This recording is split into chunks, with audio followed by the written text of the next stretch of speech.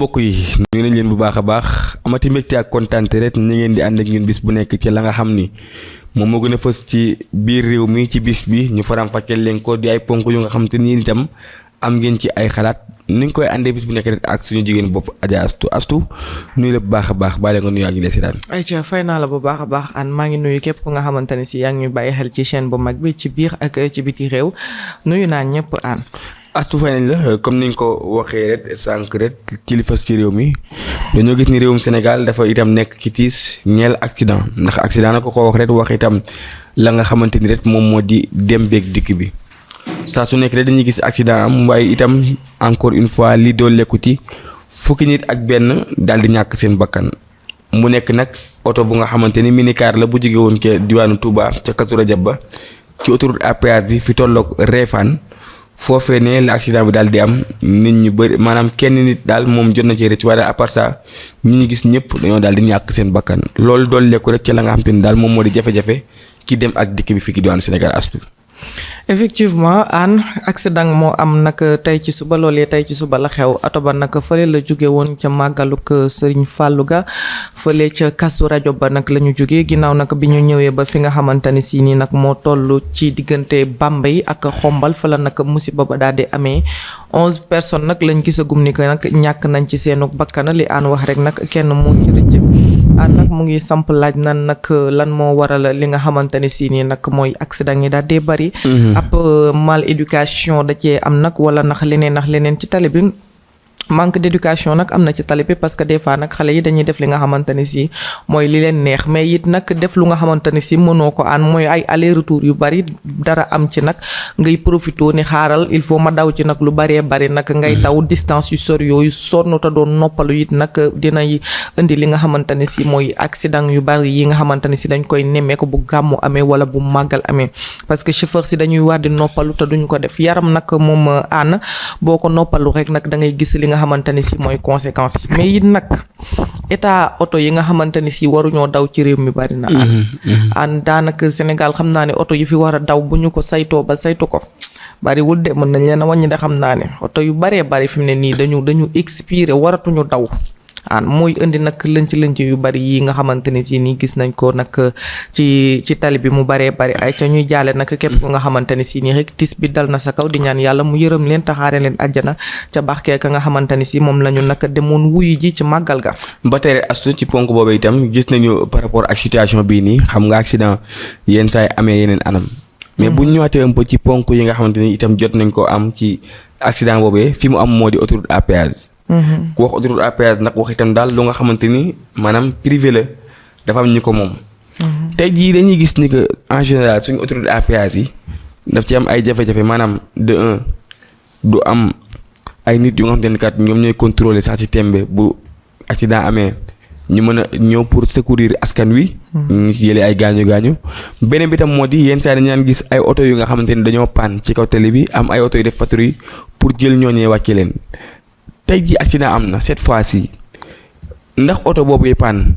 buñ ko jëlee woon ci kaw télé bi kat loolee mënul woon itam ba ñàkkal la nga xamante ni moo di accident bi ndax tout le temps dañuy naan rek accident bi lii mooy cause bi bu dee tey jii fukki nit ak benn ñàkk nañ seen bakkan li ko waral moo di oto bu stationné wu ci kaw télé bi te daal di paan te ñi ko waroon defuñu ko kon yaakaar naa war nañoo indexé itam ña nga xamante ni ñoom ñoo yor loolu ndax dañuy naan bu doon tey jii bitim réew itam kon tout ko ku dañuy xool kat ña nga xamante ni ñoom ñoo yor liggéey boobee kat ñu laaj leen daal di leen déglu effectivement bu dara amee nag dañuy nag daal di saytu ne lan moo ko waral oto ba amaana nag xëy na ba mu fa paanee an oto ba amaana nag yàggu gu nga xamante ni si nii amoon nañ temps pour récupérer ko loolu aussi nag jar naa wax waaye tamit nag ka nga xam ne moo daw ba saaraan nag ca oto bu taxaw nga yow nga daw ba dugg ca nag jàpp naa ne yow yaa dawee vitesse wala nag yow yaa wàcc sa yoon en fait parce que deux voies la man jàpp naa ne nag yow yaa wàcc ci sa yoon bu dee péage bi sax nag benn voie lay doon beneen voie bi na lay nekkee péage bi nii ñaari kii la day nekk voie yu bari daal maanaam oto yu mën nañu rangandoo lu bari nii di demandoo léegi nag xëy na moom moo saaraan moom moo nelaw wala peut-être xelam nekku ci wala it nag li ñu naan destin rek lu war a am mu nag tourné ba mbëkk oto bi kon jàpp naa ne tey ji nag du mën nañu nag nekk ñii lan moo tax nag ñëwuñu secourir ña nga xam ne ñoom la mooy oto bu paan mais it jàpp naa ne oto bi paan dalul ci kaw kee ne moo jóge fee dal ci kawam kon it jàpp naa ni kee moo doon def excès de vitesse daal man. bu dee tey tamit ci mbirum excès de vitesse xam nga itam dañuy gis nga yenn saa Sénégal bu yenn xew-xew yi amee chauffeur si dañuy njëkkante comme ni nga ko tuddee sànq mais par rapport itam tamit ak âge bi nga xamante ni moom moo war a nekk âge normal ndaw ñu bëri léegi dañuy daal di adonné wu ci la xamante ni moom moo di transport bi te en général ñooñu bu dee yar bi duñ ko am ndax astu bu njëkkaan da nga naa ngi suñ papa yi am 40 ans 50 ans jëm 60 ans ñooñu ñoo teg correctement doo mos a dikkat ñu naan diw def na accident mais loolee dafa daal di jeex ci réew mi ay xale yu ndaw commencé par raxas oto commencé par lang jékki-jékki ñu jox leen oto rek ñu dawal du ñu xam fu ñuy wàññee du ñu xam fu ñuy dawee ak dem sax naka la ñu war a comporté woo loolee bu yàggee yaakaar na nag buñ ci waxul sénégalais dinañ jeex ci kaw tali bi astu. effectivement li ma wax sànq rek mooy xale yi nga xamante ne si nii amuñu benn éducation xamewuñu nag li nga xamante ne si mooy savoir vivre daal la xale yi manqué des fois ci tali bi da nga fiy gis lu nga xamante ne si dafay doy waar xale yi di réagir noo xamante ne si ndeysaan tollooguñu fenn liñ naan amaguñu bay ñàkk bàyyiwuñu njaboot bàyyiwuñu jabar ñoom dañuy fawe seenu bakkan daal mën naa wax parce que nag danger bi nag moo leen di moo am na ñoo xam ne loolu mooy seen vice en fait di parcourir danger yi loolu moo lay neex loolu moo lay excité di la kii daal di la dunduloo ñoom fu ñu toll dañuy bëgg nag di def ak excès de vitesse mu leer la ni ñoom ñu ngi ci danger am na ñoo xamante ne si loolu moo leen di dundal aan alors que bu dee suñu papa yi nag wala suñu mag ñu baax ñi nag ñoom ñooñee nag tey dañu bàyyi njaboot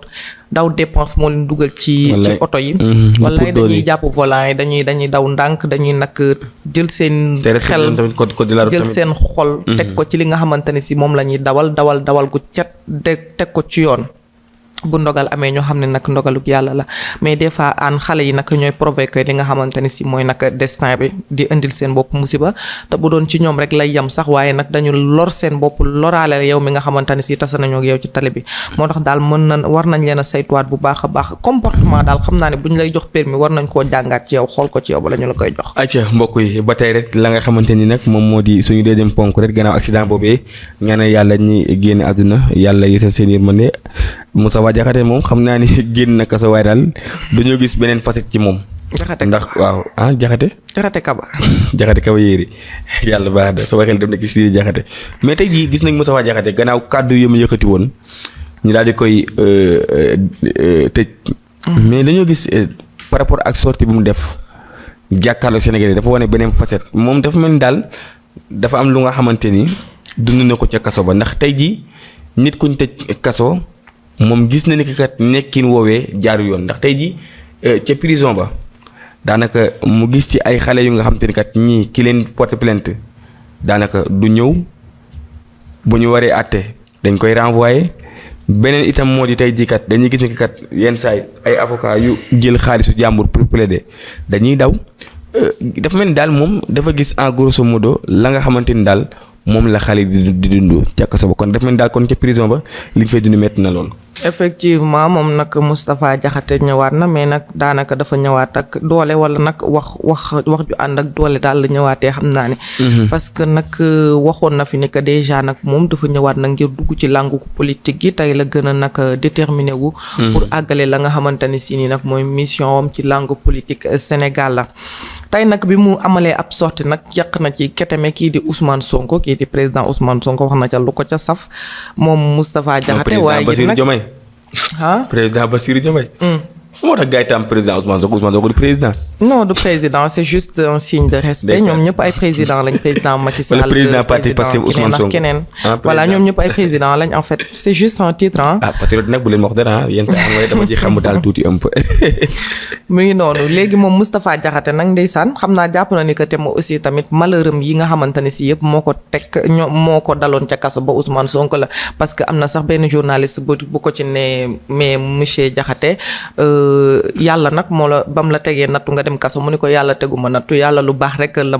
ma teg Ousmane waxul tur daf ne rek nag nit ñi ñoo yor seenu nguur nag di def lu leen neex ñoom ñoo ma teg musiba yi ba yóbbu ma ca kaso. mais pourtant nguur amoon na fi mais nag attends nag Astou moom loolee la wax Astou moom wax loolu ndax tey jii nguuru Macky Sall bi fi nekkoon ñoom maanaam ci nguur Macky Sall lañ fi jëlee woon ñii dugal leen kaso moom bu waxee rek maanaam di ñooñ kon daf mel ni kon histoire moom répété rek kon moom bu nga ko ji ñooñu nga xam ne rek yàlla la. effectivement moom daal en tout cas moom xam naa ni daal nee na nag bañul Ousmane Sonko waaye da koo bañ nag jikkoom la moo ko neexul. nee na moom nee na nag du bañ doomu aadama waaye comportement Ousmane Sonko moo ko neexul maanaam nag doxalinam. moom daal jamono ji baax tamit xam nga itam tey jii maanaam ku dem ba yëkkati ay kàddu dem banaan kat ña nga xam ni ñoom ñoo voté Ousmane Sonko ak Diomaye kat yëkkati ay kàddu yu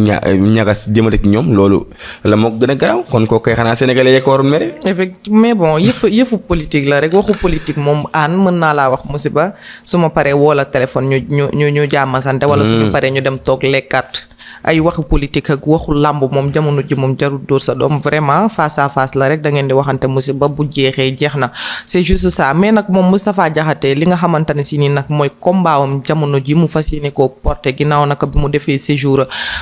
carcéral moom Moustapha Diakhaté nag nee na dafa fas yéene nag daal di xeex li nga xamante ne si nag mooy feesaay yi nga xam ne prison yi fees nañu ko parce que nee na prison yi fees na nag bay tuuru nee na jamono ji nag dina xar tànku tubayam ci képp ku nga xamante ne si nii yow def nga 6 mois ci kaso bi jugé wuñu la atte wuñu la nañu la bàyyi nga ñibbi ci sa ay mbokk parce que kaso bi fees na ëpp na jégg na dayo nee na nag képp ku nga xamante ne si avocat nga yow jël nga li nga xamante ne si ni nag mooy xaalisu jàmbur te nag plaidé woo moom moomay dana la boole ca ñam la war a booleel muy sa nag ay supérieur maanaam daal nañ def la tout ba moom ku yàgg ca kaso ba rek moom Moustapha Diakhaté mu yëg ko dana jug nag porter le combat loolee la wax yemul ci loolu nag mu wax nag ci li nga xamante ne si aan mooy injustice bi nga xamante ne si nii moom jàpp na ni injustice la moo ko tuddee injustice nee na nag ku ci mel ni Omar Sow ak Abou Diallo mi nga xamante ne si jàppoon nañu leen fi muy chroniqueur bi ak ancien premier ministre bi bañ leen fi jàppee ci ay waxal ethnie nee na nag kii di Ousmane Sonko war dafa war a rusa toog ñuy wax waxu ethnie mu naan kenn yow yaa nag bëgg a tàqale réew mi parce que ñooñee nag sax ay nit yu baax lañ waaye moom Ousmane Sonko nag moo fi njëkk Moustapha Diakhaté mooy wax du samay wax n'est-ce pas Moustapha Diakhaté nee na moom président Ousmane Sonko moo fi njëkk toog daal de nag ŋàññi ñi nga xamante ne si ñooy nguuru Macky Sall ne it nag jël ethnie aussi xeexee ko nee na Cheikh Anta nee na képp ku fi politicien mosoo ko def mais moom Ousmane Sonko moo ko fi njëkk a def jël ethnie di ko xeexee naan dañoo bañ waa Casamance dañoo lii ci waa Casamance jël waa Casamance di leen xeexee kon moom dafa waroon a ruus tey jii toog di jàpp ay nit naan nag dañoo wax li nga xamante ne si ni nag mooy waxu ethnie te it sax nag loolee dañ leen ko tuumaal ba tey Moustapha Diakhaté mooy wax nee na dañoo tuumaal. mais est-ce qu'il a raison tamit Astou est-ce qu'il a raison. non mais je sais pas s'il a raison. xam nga nag maanaam tey jii Sénégal yi naan c'est l'histoire qui se répète Moustapha Diakhaté on a toujours entendu muy wax ay itam tuuxi du ne noonu laa ko mën a waxee ndax nag yàgg nañoo dégg sax mu yëkkati ay kàddu jëmale ko sax ci mbirum religion mais tey jii bu waxee injustice am na 2021 2022 2023 ba 24. ñaata ndaw la ñu jël ñii ñu fekk leen seen ay bërëb liggéeyukaay parce que lan dañoo takk bracelet Pastef ñu tëj leen kaso. ñii dañuy yor seen moto di liggéey ñu jàpp leen yóbbu leen mandat de dépôt leen ñii dañuy sol benn may Sénégal kat ñu ne la kaay da ngay manifester kon donc est-ce que itam heure bii la waroon génn moom Moustapha Diakhaté pour wax carrément ni que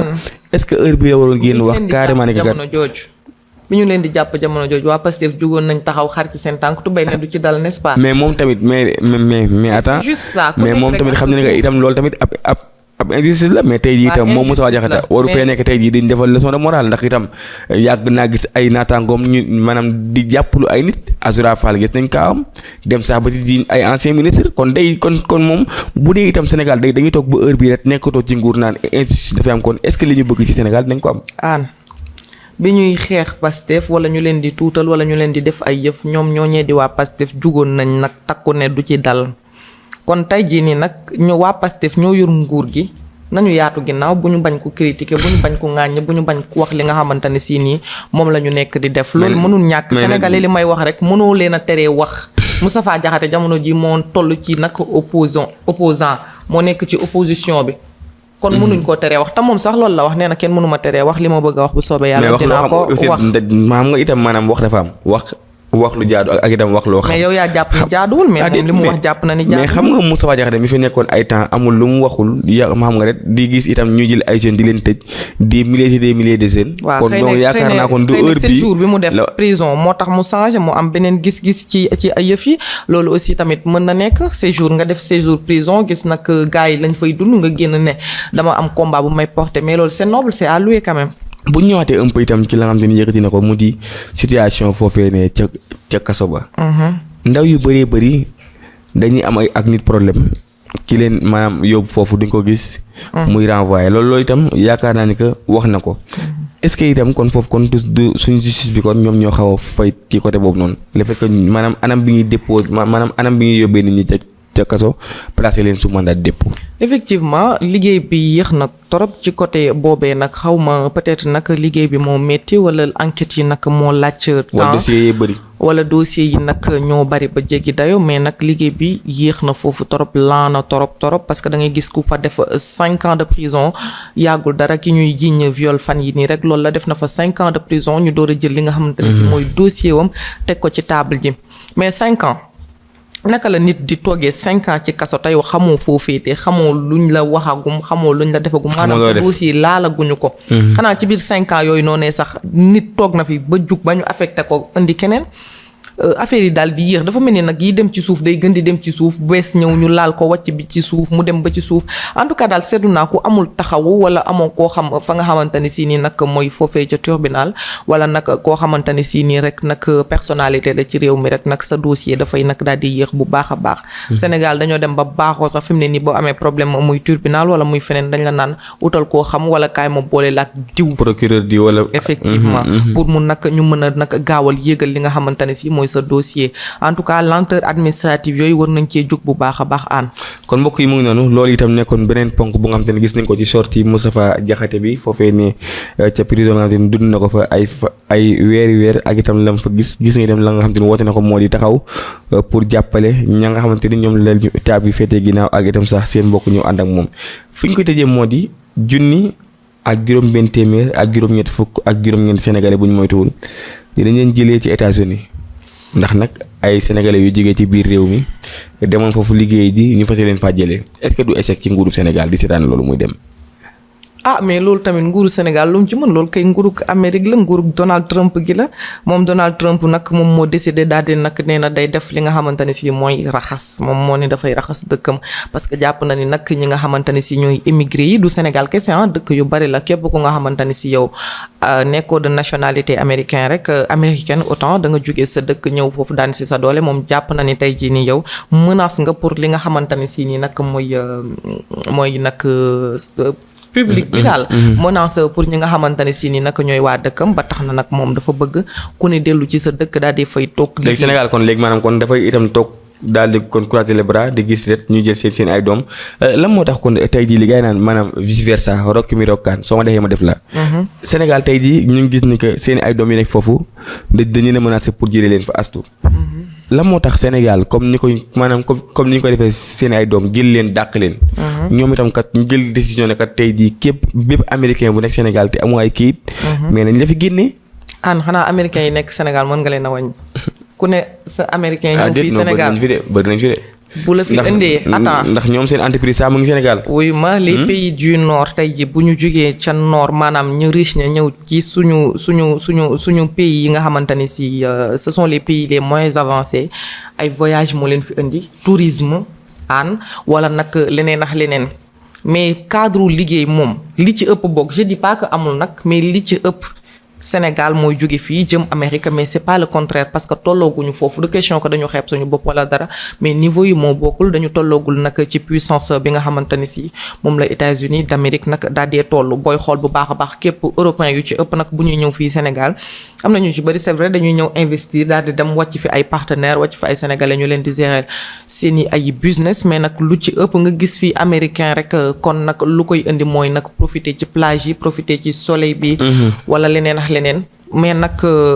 jàpp naa ni ko aussi tamit que tey jii nii Donald Trump bu libéré ñooñee ñu bàyyi leen tamit ñu ñëw ci biir réew mi dina indi ay problème parce que tamit as da nga koy d'accord kon yow di kon d'accord maanaam non d'accord ma tey jii xam nga itam man li ma bëgg moom Sénégal jël en main courage am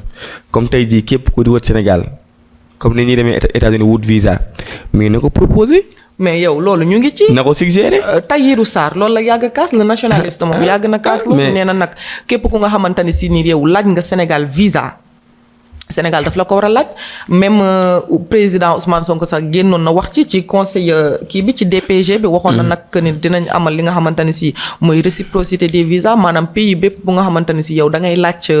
lii di visa Sénégal rek balaa sénégalais di fa dugg il faut nga laaj ko visa yow tamit dinañ la laaj li nga xam ne mooy visa bu dee nag da nga ñu ko yombalal daañu la ko yombalal ba man sax nag maa ngi doon wax naan loolu noonu est-ce que du nekk nag problème parce que ñi nga xamante ne si nag astu non dina impacté ci tourisme bi bu baax a baax parce que an mënumaa jugee sama dëkk yor sama xaalis ñëw di ko fay ci sa dëkk pour profito ci dara ma lay jëriñ yow nga ma koy ñàkk a yombalal ma koy accepter quand même. léegi tey jii kon boo waxee jëriñ kon def mel ni kon Sénégalais yi fi jógee dem foofu kon ñoom jëriñu leen ndax tey Sénégalais bu fi jógee dem foofu parce que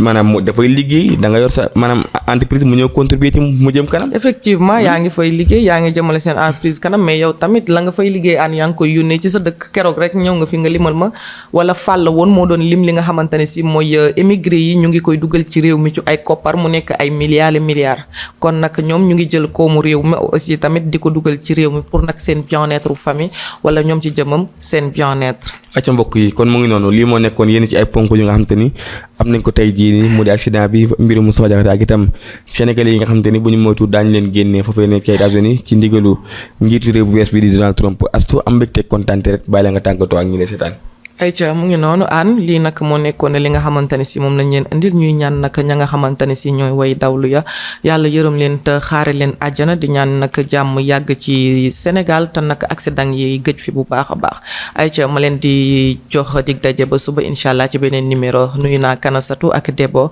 ñoo nekkoon ci technique bi nuyu équipe technique ci Info yëpp jox leen dig daje ba suba incha allah. ayca mbokk yi li moo nekkoon tey yéen ci ay ponk yi nga xamante ne andi nañ leen ko di leen jox di suba ak jàmm incha allah merci beaucoup.